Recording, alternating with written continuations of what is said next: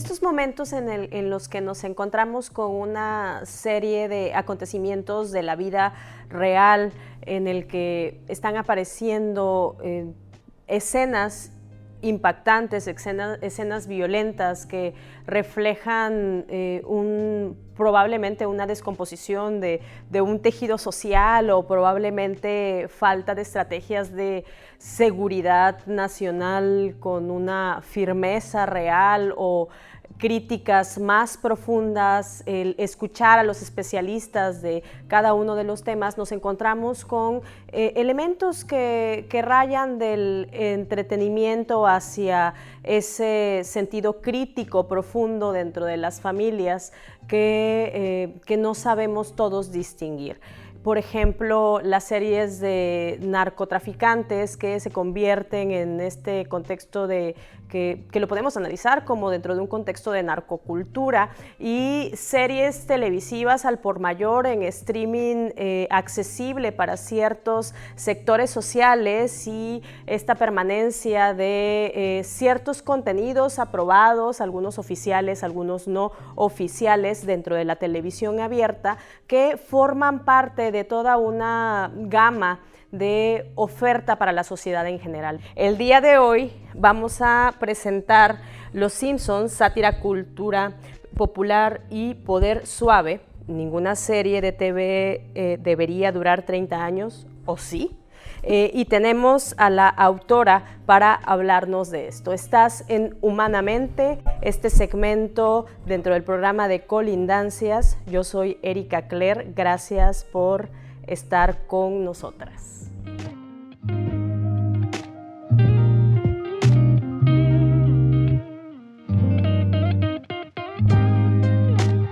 Muchas gracias por seguir aquí en Humanamente, este segmento que realizamos en colaboración entre la Universidad Iberoamericana Tijuana y el canal PSN.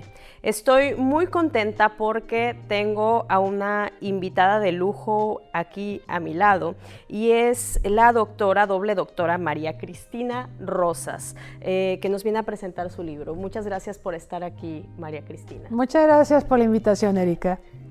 Muy bien, y yo voy a cederle la mayoría de este tiempo que tenemos en Humanamente para que nos hable de su libro. Primero quisiera platicarles quién es María Cristina Rosas, y de manera breve porque su trayectoria es enorme.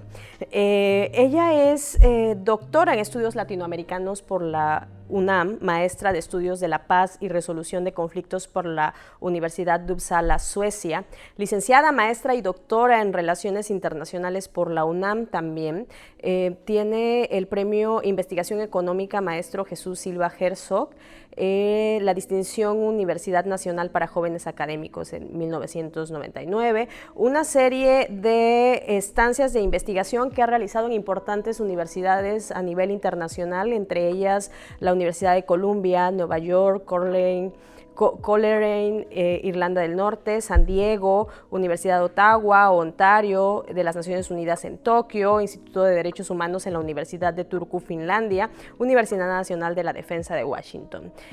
Ha sido docente del Colegio de la Defensa Nacional y catedrática de Estudios Superiores Navales en la Secretaría de Marina Armada de México, consultora del gobierno mexicano, sector privado y organismos internacionales sobre tema de economía y política internacional. Actualmente es profesora asociada B de tiempo completo del Centro de Relaciones Internacionales de la Facultad de Ciencias Políticas y Sociales de la UNAM. Entonces, hoy la tenemos aquí. Podríamos hablar todo este programa de su trayectoria, sería muy interesante saberla toda, pero hoy nos voy a hablar de una obra importante que ella publicó en 2017 y que se agotó y se hizo una primera reimpresión ya en el 2018. Les decía, Los Simpsons, sátira, cultura popular y poder suave.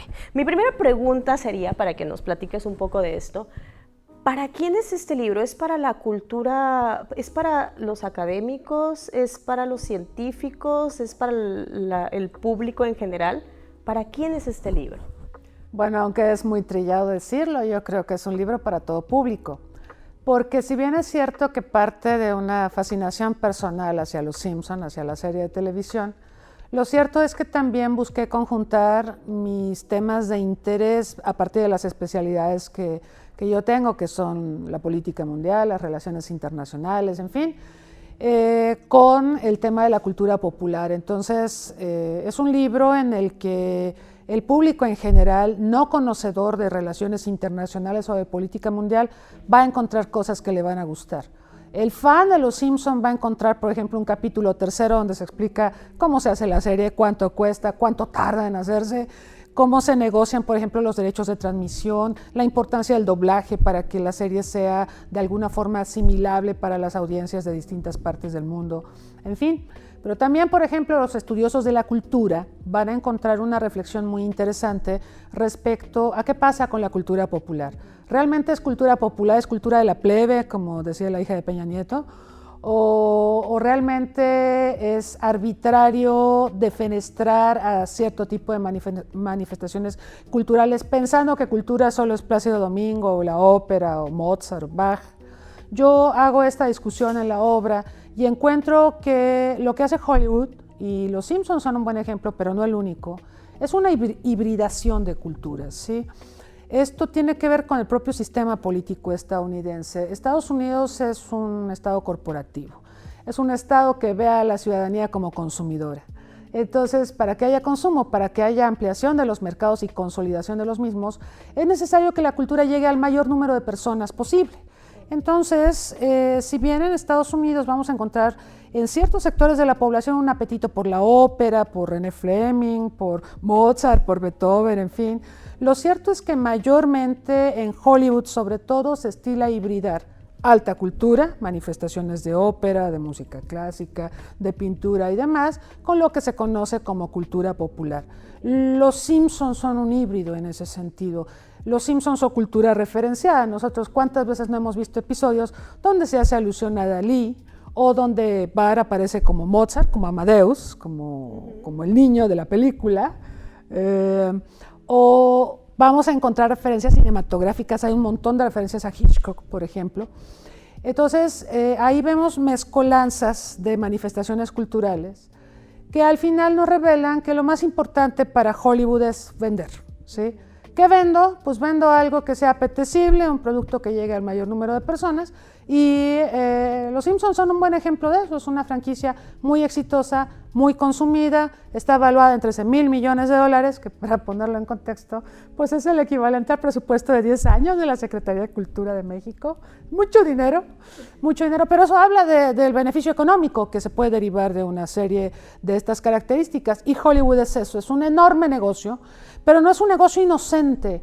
Hollywood también habla por Estados Unidos, habla de lo que le interesa a Estados Unidos decirle al mundo.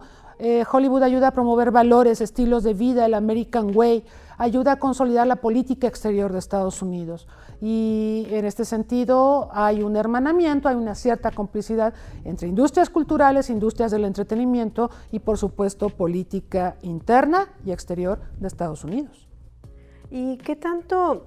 O sea, bueno, tal vez aquí hay muchos elementos que mencionaste y que tienen que ver con el acceso a la alta cultura, el acceso, incluso hiciste una mención de los presupuestos a la cultura que se otorgan, y qué tanto esa forma de valorar desde las esferas políticas, gubernamentales, influye en la forma en la que se accede a ella, a la alta cultura o a los productos para la cultura popular. ¿Hay productos destinados para la cultura popular y productos destinados para otros sectores?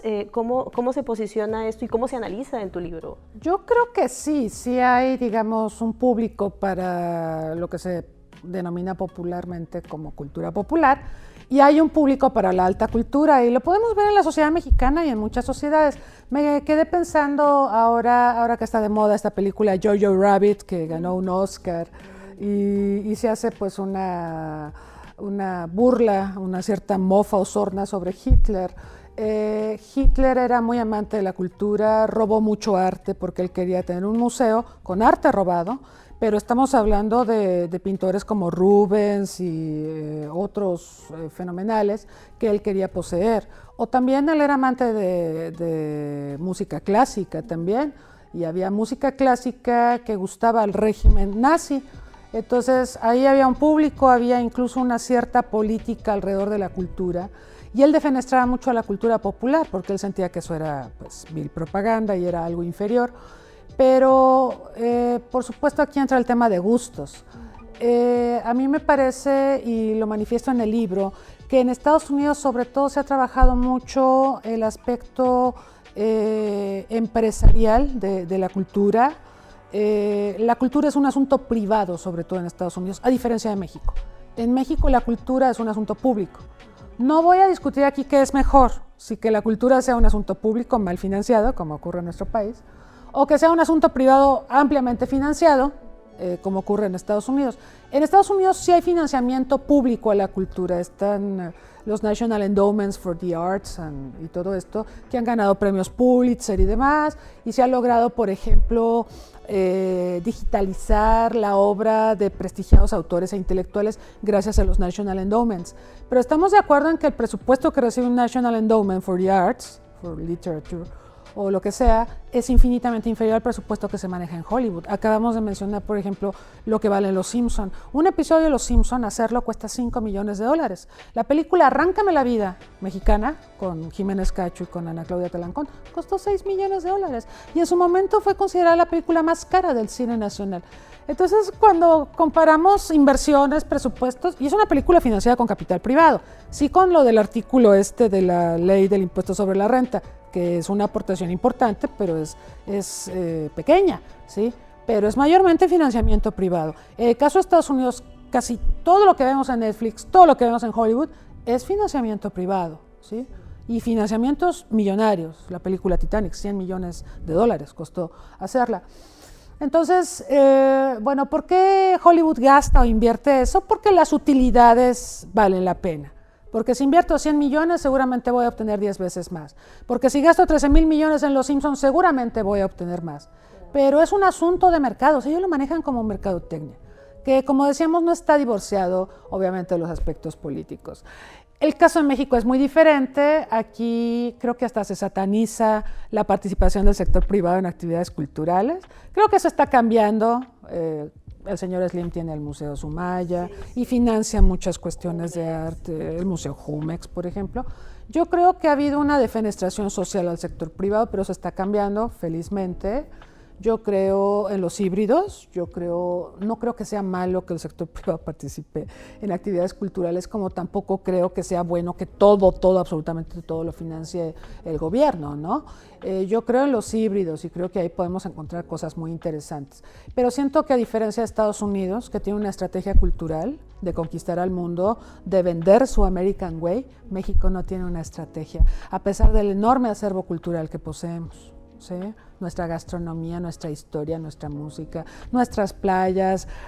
Acá estamos en Baja California, todo lo que se está haciendo con enología y demás podría dar un posicionamiento al país, no solo al estado de Baja California.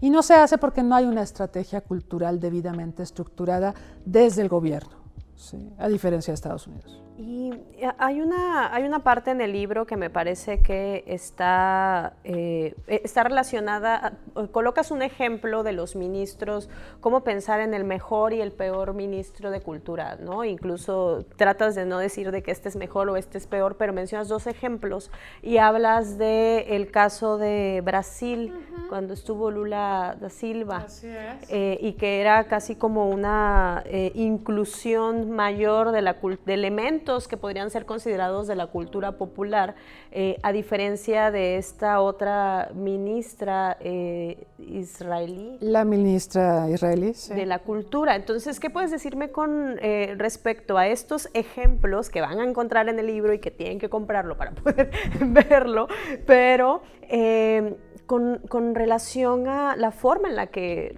se maneja la cultura aquí en México? Sin el afán de generar la polémica de que vamos a criticar cómo lo estamos haciendo, pero lo puedes hacer, por supuesto.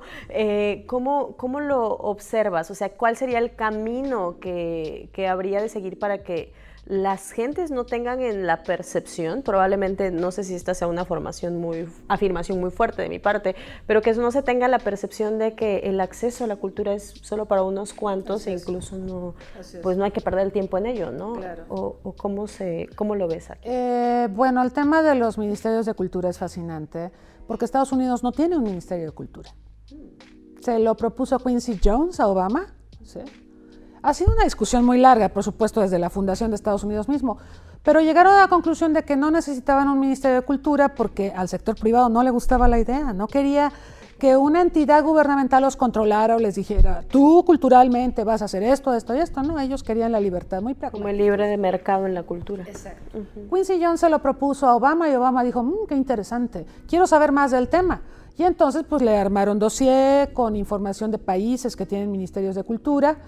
Hay que decir que menciono los casos de varias naciones en el libro. Hay países que tienen ministerios de cultura de reciente creación. Bueno, México es uno de estos casos.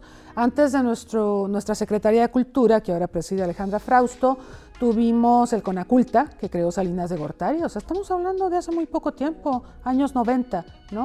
El CONACULTA muy criticado porque se decía que lo creó Salinas para cooptar a los intelectuales y darles financiamiento para ciertos proyectos que hablaran bien del régimen, ¿no? Entonces, el CONACULTA siempre fue ampliamente criticado y siempre hubo un sector de la población, el gremio de los intelectuales, de los artistas, que decían, queremos una Secretaría de Cultura, no queremos que los recursos para cultura se manejen de esta manera. Fue así que nació la Secretaría de Cultura, pero es una criatura muy, muy reciente. Su primer titular fue Rafael Tovar de Teresa, que falleció al poco tiempo, ¿no?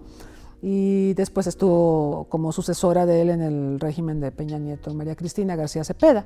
Y Alejandra Frausto es la tercera titular de la Secretaría de Cultura, muy pobremente financiada. Pero, por ejemplo, tenemos el caso de Francia, que creó su Ministerio de Cultura desde hace mucho tiempo y que Francia lo ha usado para posicionarse en las mentes y en los corazones de todo el mundo. Y yo, cuando pienso en una Secretaría de Cultura o un Ministerio de Cultura exitoso, pienso mucho en el caso francés, porque Francia ha logrado venderse al mundo a través de su cultura, a través de su idioma, a través de su cinematografía, a través de sus vinos, de su gastronomía. O sea, si te fijas, estoy mencionando rubros que México tiene, y hasta más, tenemos el doble o el triple que Francia.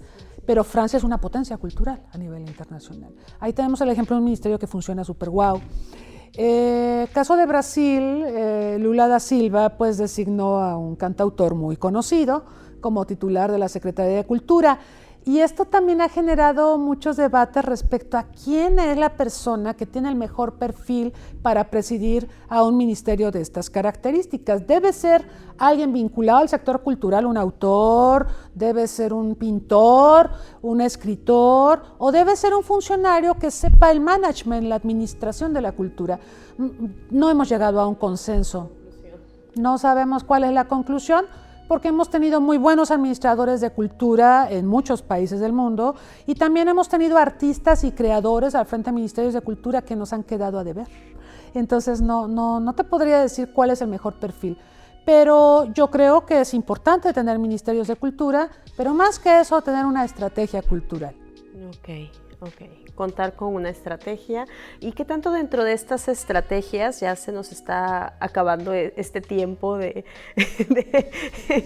interesantísimo los análisis que se hacen en esta obra y conduciéndolo hacia esta parte de poder suave, poder duro y la representación de una obra como Los Simpson en nuestro país? ¿Cómo lo analizas aquí en el libro? Bueno, de entrada el tema del poder es fascinante porque este es un tópico que normalmente identificamos con cuestiones punitivas. Pensamos en poder y pensamos en lo militar. O pensamos en lo económico, que de hecho ese es el poder duro, es una parte del poder. El poder es la capacidad que yo tengo de lograr que tú hagas lo que yo quiero. ¿Sí? Lo puedo hacer por la vía punitiva, te puedo presionar, puedo invadirte, hacerte una guerra, presionarte económicamente, o lo puedo hacer a través del poder suave. Y el poder suave es una forma muy interesante de cooptación, de seducción, de convencimiento de la contraparte para que haga lo que yo quiero. Eso es lo que hace Hollywood, eso es lo que hacen los Simpson. Ese es el poder suave del que yo hablaba a propósito de México, que con su gastronomía, su cinematografía, su cultura, su música, etcétera, puede tener una presencia muy importante en el mundo y obtener del mundo muchas cosas que necesita. Porque no somos la gran potencia militar, ni tampoco tenemos la gran economía, de hecho económicamente vamos creo que bastante mal, pero tenemos mucho poder suave y hay países que sin tener el gran poder económico ni el gran poder militar, utilizan magistralmente su poder suave para obtener del mundo lo que desean. Entonces, uno de los mensajes de esta obra, y uso a los Simpson para ello, es que los Simpsons son un ejemplo de seducción y de cooptación de audiencias para Estados Unidos a nivel mundial. Los Simpson pues ya son como una serie de culto, podríamos decir, y son referenciados en todo el mundo. Cuando los Simpson nacieron, allá por el 87, pues ellos se nutrían mucho de nuestras historias cotidianas de la sociedad, pero ahora nosotros los usamos cotidianamente, continuamente para hacer un meme, ¿no? O hacemos murales con los Simpson, nos los hemos apropiado. Los Simpson lo predijeron, es una consigna muy frecuente que escuchamos por acá. El coronavirus lo predijeron los Simpson. Bueno, eso pasa con una serie tan longeva que se logró insertar en nuestra vida cotidiana. O sea, eso se dice muy fácil, no cualquiera lo logra. Pero si se ha logrado insertar es también por el tipo de narrativa que maneja. La narrativa emplea la sátira, ¿sí? La sátira es un tipo de narrativa muy difícil, muy poco común en animación. Los Simpson lo inauguran y hay otras series que después de los Simpson han replicado usando la sátira, pero la sátira es un tipo de narrativa que hemos encontrado mucho en literatura, en Molière, en Aristófanes, y que nos permite mofarnos de la autoridad. Yo creo que una intención de la sátira claramente es mofarnos de la autoridad sin que la autoridad se ofenda. De hecho, la autoridad se ríe mucho de la sátira que se le está haciendo. Entonces, digamos, es humor muy fino la sátira, y ese humor lo tienen los Simpson, y eso es algo que le ha fascinado a las audiencias. ¿Qué es lo que pasa con los memes, ¿no? Por ejemplo? Mucho sarcasmo y mucha sátira. Pues muchísimas gracias, María Cristina, por pues nutrirnos con tus análisis. Ojalá puedan adquirir este libro, pueden contactarnos para ver en dónde pueden encontrarlo. Este segmento es Humanamente. Muchas gracias por acompañarnos. Nos vemos el siguiente viernes.